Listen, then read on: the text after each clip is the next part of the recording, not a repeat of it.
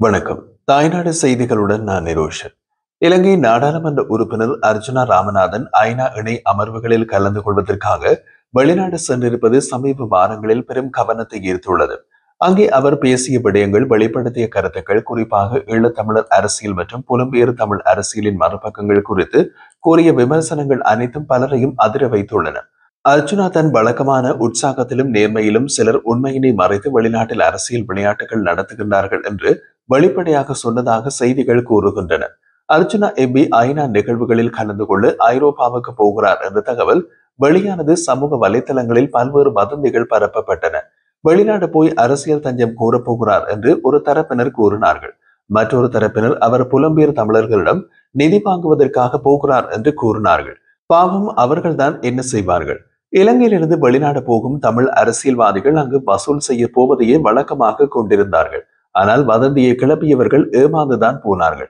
அவர்கள் கூறியது அல்லது எதிர்பார்த்தது நடக்கவில்லை.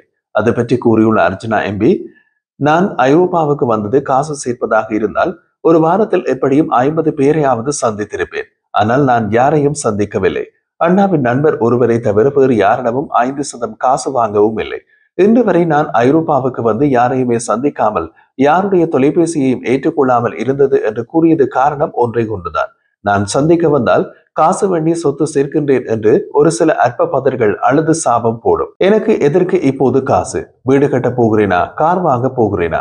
அரசியலுக்கு தேவை என்றால் மாகாண சபை தேர்தல் வரும், அப்போது நானாகவே கேட்கின்றேன். பயணங்களுக்கு தேவையான காசு ஓரிருவர் ஏற்கனவே தந்திருக்கின்றார்கள். ஆப்பிள் போன் வாங்கவும் வீட்டுக்கு சொத்து சேர்க்கவும் நான் ஐரோப்பாவுக்கு வரவில்லை. உறவுகளை பார்க்கலாம் என்ற ஆசையில் வந்தேன். ஆனால் உறவுகள் என்று சொல்லிக் கொள்ளவும் பலரும் மாரடித்து அழுவதால் உண்மையான உறவுகளையும் பார்க்க மனம் பெறவில்லை. வந்த வேலை முடிந்து இப்படியே போய்விடுவேன். பொதுமக்கள் சந்திப்பாக இருந்தால் நானே அறிவிக்கின்றேன். முதலாவதாக ஒரு பொது மண்டபத்தில் பிரான்சில் பொதுமக்களை சந்திக்க இருக்கின்றேன். அங்கே வந்து குளறுங்கள் என்று குறிப்பிட்டுள்ளார். இது ஒரு பக்கம் வெளிப்பாட்டு சுதந்திரத்தின் ஆணித்தரம், மறுபக்கம் புலம்பெயர் அரசியல் வட்டாரத்தின் உருவான சலசலப்பின் காரணமாக மாறியுள்ளது. ஈழத்தில் நடந்த 30 ஆண்டு உள்நாட்டு போர் முடிந்த பின் பல புலம்பெயர் தமிழர்கள் தங்கள் அரசியல் நிலைப்பாடுகளை வெளிநாடுகளில் பல்வேறு வடிவங்களில் வெளிப்படுத்தி வந்தனர். அந்த காலம் முதல் இன்று வரை இலங்கையில் தமிழ் மக்களுக்கு நீதி, சுய நிர்ணயம், பொறுப்புக்கூறல் போன்ற விடயங்கள் ஐநா அமர்வுகளில் தொடர்ந்து முன்வைக்கப்பட்டு வருகின்றன. ஆனால் இதனுள் சிலர் அந்த போராட்டத்தின் உண்மையான நோக்கத்தை கடந்தும் தனிப்பட்ட பலன்களை நாடி வருகின்றார்கள் என்ற குற்றச்சாட்டுகள் நீண்ட காலமாகவே உள்ளது. அதுவே அர்ஜுனா தனது உரையில் புலம்பெயர் தமிழர் அரசியலில் தோன்றி ஏமாற்று நாடகங்கள் என்று சுட்டிக்காட்டிய முக்கிய புள்ளியாக அமைந்துள்ளது. அர்ஜுனா ஐநா இணை அமர்வுகளில் பேசிய சில உரைகள், குறிப்பாக சில புலம்பெயர் தமிழ் அமைப்புகளை பற்றிய விமர்சனங்கள் இணையத்தில் பெரும் விவாதமாக மாறின. அவர் சிலர் ஈழம் என்ற பெயரை பயன்படுத்தி தங்களின் பிழைப்பை அரசியலாக்கியுள்ளார்கள் என்று வெளிப்படையாக சொன்னதாக செய்திகள் வெளியாகின. இந்த கருத்து புலம்பெயர் தமிழ் சமூகத்துடன் இரு வகையான எதிர்வினைகளை ஏற்படுத்தியது. சிலர் இதை உண்மையாக சொல்ல தைரியம் என்று பாராட்டினர். மற்றவர்கள் இதை புலம்பெயர் மக்களை எதிர்த்து சொல்லப்பட்ட குற்றச்சாட்டு என்று கண்டித்தனர். இது ஒரு வகையில் அர்ஜுனாவை சர்வதேச தமிழ் அரசியலின் மையப்புள்ளியாக மாற்றிவிட்டது. அவர் பெயர் ஒரே நேரத்தில் பாராட்டுகளிலும் விமர்சனங்களிலும் ஒலிக்க தொடங்கியது. அதே நேரம் அர்ஜுனா வெளிநாட்டில் தங்கியிருப்பது உறுதியாக இருந்தாலும் அவர் எங்கே தங்கியிருக்கின்றார், யாரை சந்திக்கின்றார், என்ன நோக்கத்துடன் செயல்படுகின்றார் என்ற விவரங்கள் மிக ரகசியமாகவே வைக்கப்பட்டுள்ளன. அவரது நெருக்கமான வட்டாரங்களும் இது குறித்து எந்தவிதமான தகவல்களையும் வெளிப்படுத்தவில்லை. அவர் தற்போது ஐநா சார்ந்த சில தமிழர் உரிமை அமைப்புகளுடன் தொடர் சந்திப்புகளில் ஈடுபட்டுள்ளார் என்று ஒருபுறம் கூறப்படுவதோடு, மறுபுறம் அவர் வெளிநாட்டு ஆதரவு வட்டாரம் ஒன்றை அமைக்கும் முயற்சியில் உள்ளார் என்பதும் கூறப்படுகின்றது. இந்த ரகசியம் அரசியல் ரீதியாக பல கேள்விகளையும் யூகங்களையும் கிளப்பியுள்ளது. ஏனெனில் ஒரு நாடாளுமன்ற உறுப்பினர் வெளிநாட்டில் தங்கியிருக்கும் நிலையில் அவரின் செயல்பாடுகள் வெளிப்படையாக தெரியாதிருப்பது அரசியல் மர்மத்தை ஊக்குவிக்கின்றது. இவற்றின் நடுவிலும் அர்ஜுனா தன்னை ஆதரிக்கும் புலம்பெயர் தமிழர்களை நேரடியாக சந்திக்க விருப்பம் தெரிவித்துள்ளார். அதன்படி அர்ஜுனா எதிர்வரும் 12ஆம் தேதி ஞாயிற்றுக்கிழமை பிரான்சில் லாச்சப்பலில் பொதுமக்கள் சந்திப்புக்கான அழைப்பை பகிரங்கமாக விடுத்துள்ளார். அனைவருடைய பாதுகாப்பு கருதி சட்ட ரீதியான பாதுகாப்பு நடவடிக்கைகள் ஒழுங்குபடுத்தப்பட்டுள்ளதாகவும் அவர் அறிவித்துள்ளார். அவரது அணியினர் மூலம் அனுப்பப்பட்ட செய்திகளில் அவர் வெளிநாட்டில் உள்ள உண்மையான தமிழ் பொது அமைப்புகளுடன் இணைந்து பணிபுரிய விருப்பமாக உள்ளேன் என்று கூறியிருப்பதாகவும் தெரிகின்றது. அது மட்டுமல்லாமல் அவர் சில இடங்களில் தோல்வியடைந்த பழைய அரசியல் முறைமைகளை மாற்றி புதிய தலைமுறையை அரசியலுக்கு அழைக்க வேண்டும் என்றும் வலியுறுத்துகின்றார். இதுவே அவர் புலம்பெயர் சமூகத்துடன் மேற்கொள்ள விரும்பும் சந்திப்புகளின் அடிப்படை நோக்கமாகவும் இருக்கலாம்.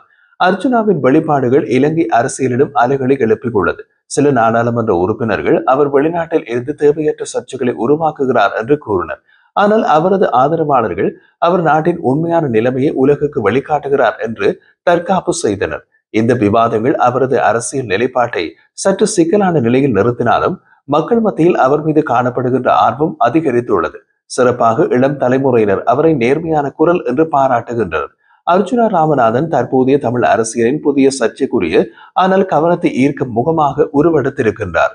ஐநா இணை அமர்வுகளில் அவர் பேசியது புலம்பெயர் அரசியலின் முகமூடிகளை அகற்றியதாக சிலர் கூற, மற்றவர்கள் அதிக தேவையற்ற தூண்டல் என்று கருதுகின்றனர். எதுவாக இருந்தாலும் அவர் வெளிநாட்டில் தங்கி மர்மமான முறையில் செயல்படுவது அவரது எதிர்கால அரசியல் திட்டத்திற்கான ஆர்வத்தையும் யூகங்களையும் அதிகரித்துள்ளது.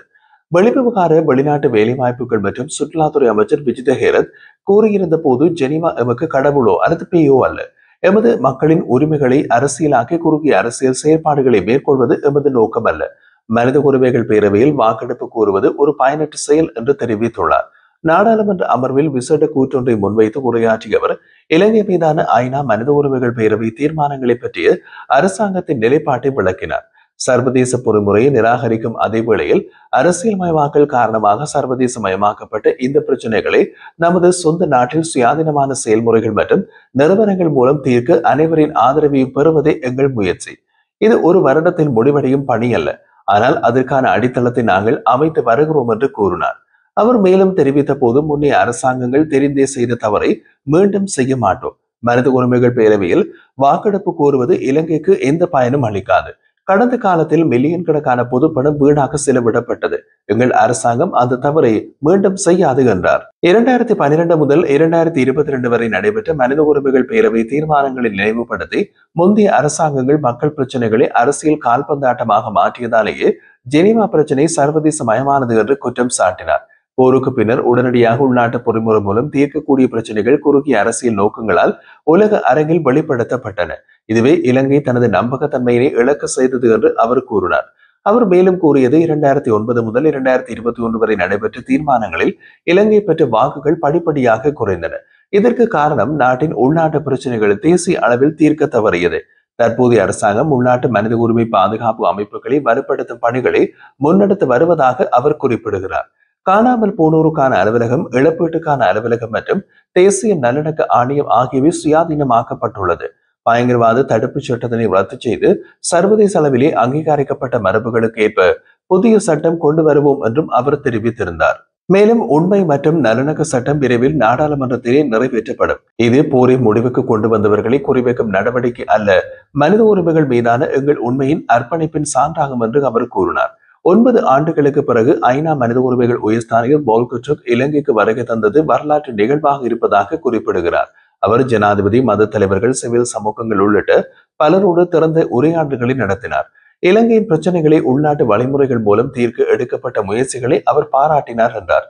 அரசாங்கம் தொடங்கிய உள்நாட்டு நடவடிக்கைகளின் அடிப்படையில் மனித உரிமைகள் பேரவை நாடுகளில் இலங்கைக்கு மீண்டும் நம்பிக்கை உருவாகி வருகின்றது. 2021 நிறுவப்பட்ட பொறுப்புக்கூறல் திட்டத்தை முடித்து நமது பிரச்சனைகளை நாமே தீர்க்கக்கூடிய சூழ்நிலையை உருவாக்குவோம். அவர் மேலும் குறிப்பிட்டதாவது, ஐக்கிய ராஜ்யம், சீனா, பங்களாதேஷ், மாலத்தீவு, ஜப்பான் உள்ளிட்ட பல நாடுகளில் இலங்கையில் நடந்துள்ள முன்னேற்றத்தை பாராட்டியுள்ளன. மனித உரிமைகளை அரசியல் மயமாக்குவது எங்கள் நோக்கமல்ல என்றார். மேலும் அமைச்சர் விஜித ஹேரத் தனது உரையில், நமது மக்களின் மனித உரிமைகளை பாதுகாப்பது வெளிநாட்டு அரங்கில் விவாதிக்க வேண்டிய ஒன்றல்ல, அது நமது கடமை, நமது பொறுப்பு. அனைத்து இளைஞர்களும் அமைதியாகவும் சுதந்திரமாகவும் வாழும் நாட்டை உருவாக்க நாங்கள் உறுதியாக இருக்கிறோம் என்றும் அவர் வலியுறுத்தினார்.